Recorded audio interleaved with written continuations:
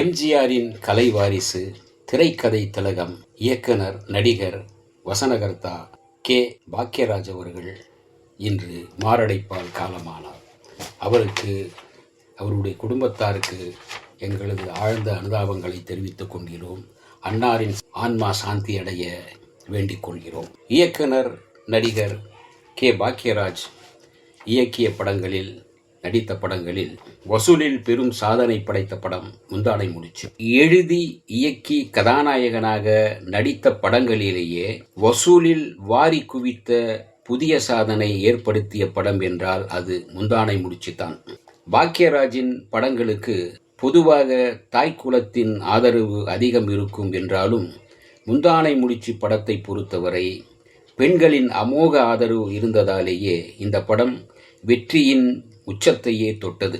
AVM நிறுவனத்திற்கு பாக்யராஜ் முதலாக இயக்கி நடித்து கொடுத்த இந்த திரைப்படம் பரபரப்பாக பேசப்படவே ஏவிஎம் நிறுவனத்தார் தங்கள் வழக்கமான விளம்பர யுத்திகளை கையாண்டு பெரிய அளவில் தொடர் விளம்பரங்களை செய்யவே படம் மிகப்பெரிய வெற்றியை பெற்றது.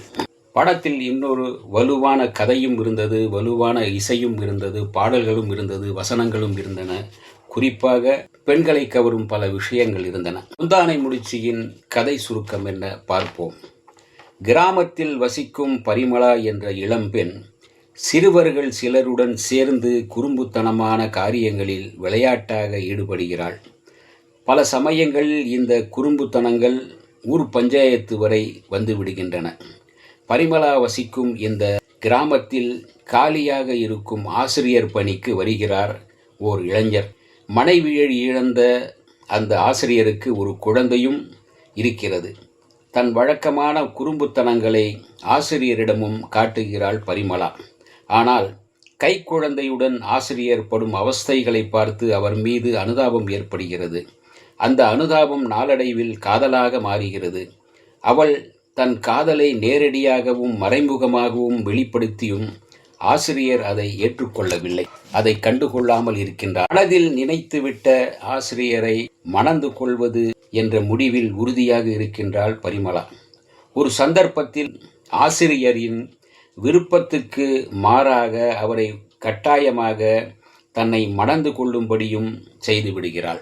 மூத்ததாரத்துக்கு பிறந்த குழந்தைகளை இளையதாரமாக வாழ்க்கைப்பட்டவள் கொடுமைப்படுத்தும் பல கதைகளை கேட்டும் பார்த்தும் இருக்கும் அப்பாவி ஆசிரியர் தனக்கு இரண்டாம் தாரமாக வாழ்க்கைப்பட்ட பரிமளாவிடம் மிகுந்த எச்சரிக்கையாகவே இருக்கிறார். இளம் மனைவி என்றாலும் அவளுடன் சற்றும் நெருக்கம் இல்லாமலேயே இருக்கும் ஆசிரியர் தன் படுக்கையை கூட அவளுடன் பகிர்ந்து கொள்வதில்லை. ஆசிரியரின் கவனத்தை ஈர்த்து அவருடன் நெருக்கமாக நினைக்கும் பரிமளாவின் ஒவ்வொரு முயற்சியும் தோல்வியில் முடிகிறது. சித்தியாக வருபவள் எல்லாம் கணவனின் மூத்ததாரத்து குழந்தையை கொடுமைப்படுத்துவார்கள் என்று உறுதியாக நம்பிக்கொண்டிருக்கின்றான் கணவன். ஆனால் தான் அப்படிப்பட்டவள் அல்ல என்பதை பரிமளா எப்படி புரிய வைத்து கணவனுடன் இணைகிறாள் என்பதுதான் முந்தானை முடிச்சியின் முடிச்சு போட்ட கதை. பாக்யராஜ், கே. சவுந்தர், பயில்வான் ரங்கநாதன், நளினிகாந்த், ஊர்வசி, தீபா, கோவை சரளா, பேபி சுஜிதா மற்றும் பலர் திரைக்கு முன்னால் நடித்தனர். திரைக்கு பின்னால் இசை இளையராஜா, தயாரிப்பு M. Kumaran, M. Saravanan, M. Balasubramaniam. கதை, திரைக்கதை, வசனம், இயக்கம் கே. பாக்யராஜ். பாக்யராஜ் பெரும்பாலும் தான் இயக்கும் படங்களுக்கான கதைக்கருவை நிஜ வாழ்க்கையில்தான் தான் சந்தித்த சம்பவங்களிலும் கேள்விப்பட்ட செய்திகளில் இருந்துமே எடுத்துக்கொள்வார். பாக்யராஜ் அதுபோலவே இந்த கதையையும் சிறுவயதில் அவர் பார்த்த ஒரு உண்மை கதைதான்.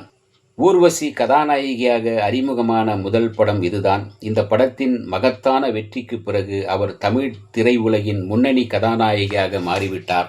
ஹாலிவுட் டைரக்டர் ஸ்டீவன் ஸ்பீல்பெர்க்கின் ஈடி படத்தில் வரும் வேற்று கிரகவாசியை போன்ற தோற்றமுடைய வித்தியாசமான முக அமைப்பு கொண்ட சிறுவனை அறிமுகப்படுத்த வேண்டும் என்ற நோக்கத்தில் பாக்யராஜ் முந்தானை முடிச்சு படத்தில் அறிமுகப்படுத்திய புதுமுகம்தான் தவக்கலை என்ற சிறுவன். நீண்ட நாட்களாக பட வாய்ப்பு இல்லாமல் இருந்த தீபாவை முதியோருக்கு கல்வி கற்றுக் கொடுக்கும் ஆசிரியை வேடத்தில் கவர்ச்சிகரமான பாத்திரத்தில் நடிக்க வைத்து மீண்டும் தீபா என்று டைட்டில் கார்டு போட்டு முந்தானை முடிச்சு படத்தில் பாக்யராஜ் அறிமுகப்படுத்த இரண்டாவது சுற்றில் மீண்டும் பல படங்களில் நடிக்க வாய்ப்பு பெற்றார் தீபா.